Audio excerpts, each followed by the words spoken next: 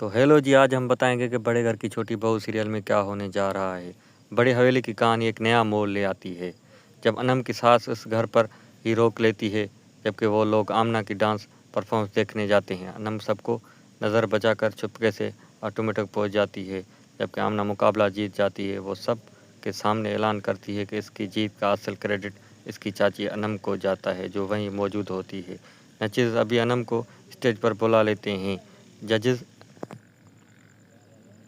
जजेस भी अनम को स्टेज पर बुला लेते हैं, लेकिन इसकी सास गुस्से से आग भुला हो जाती है और सबके सामने सख्त बातें कहती है।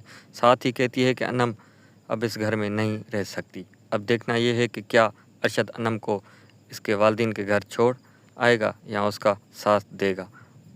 आपकी क्या राय है, कमेंट में ज़रूर बताओ। अगर ये वीडियो मेरा आपको पसंद आया तो चैनल को सब्सक्राइब और लाइक ज़रूर करें। Thank you. मिलते हैं अगले वीडियो में।